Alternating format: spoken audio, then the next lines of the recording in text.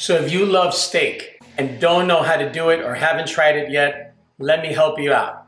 Buy yourself a cast iron pan. Honestly, it's 90% of the work and you'll be extremely happy with the results, and cooking your first steak will pretty much come out extremely easier than you think if you have the right cast iron pan or the right equipment. I'm gonna be cooking a prime, about a 14-ounce New York strip loin. And again, that's 1-inch steak. My cast iron pan is already turned on medium heat. I want to let it get hot about 3 to 4 minutes, so there's no doubt that it's hot. It takes a little bit longer to heat up, but it stays hot for a very long time. Medium heat. Once I start cooking, I'm going to do it to medium-high heat. Don't be afraid to season your steak really well. Think about it, it's a 1-inch steak. So you really want to get a nice salt and black pepper on your steak. So now I increase my cast iron to medium-high just to get it going to the perfect temperature. I'm going to add the oil to the pan. About 1 tablespoon of oil. You can see it's really hot already. It's a little smoking already, which is okay. A little smoke, it's okay in a cast iron, not a lot. And it's shimmering, so it's ready to go. When I put the steak down, I try to make sure that it's flat and I press it just a little bit so it gets that beautiful crust. Put the steak down away from me, okay? There you go, just like that. Let it cook, let it get to sear, medium-high heat. It's about 3 to 4 minutes per side. Then we're gonna baste it for about 3 minutes. It'll be a beautiful medium rare. This steak is never gonna go in the oven for me. Up here, I get to see it. Okay, if I put it in the oven, I might forget about it.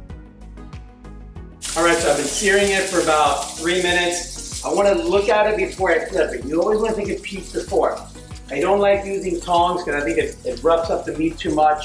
And I definitely don't use a fork to flip it because you're poking.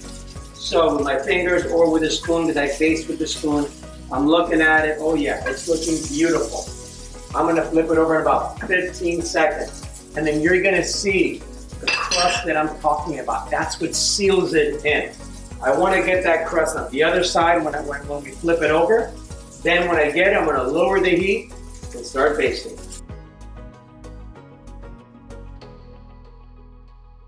So now I've seared it on both sides. The crust has no shine, it has no glaze look to it. We're gonna work on that next. We're gonna cook a restaurant quality steak. Both sides have a crust. I don't have to worry about it. I'm going to lower now to medium-low. I can touch with the spoon on the temperature of the meat. Okay? Temperature of the meat by the spoon, I can tell. The quick thing that they taught us at culinary school, if you do this, it's medium rare. Medium. Medium well, well done. It's really hard when you do this. The steak gets really hard, really soft right here. So now, I'm going to add some thyme. It does fry because of the oil, but it's good and it gives out a lot of good flavor. Hear this. Okay, I'm going to add some garlic close to that. It's all going to be flavored. You want to baste. And the basting is something that I like to do because I know that it gives flavor to the steak.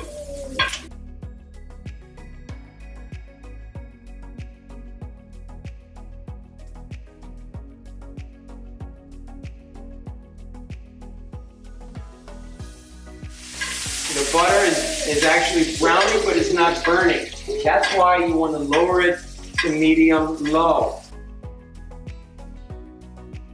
Remember, when you're cooking a steak, it carries over. Remember, we're not going to cut it right away. We're going to let it rest for 3 to 4 minutes.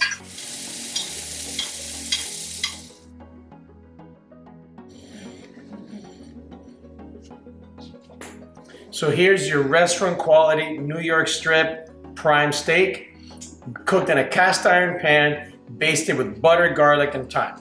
Now I'm gonna cut it for you. It's been resting for about 3 to 4 minutes. One trick, just so you know to do this when you cook a steak at home. I'm gonna slice it now.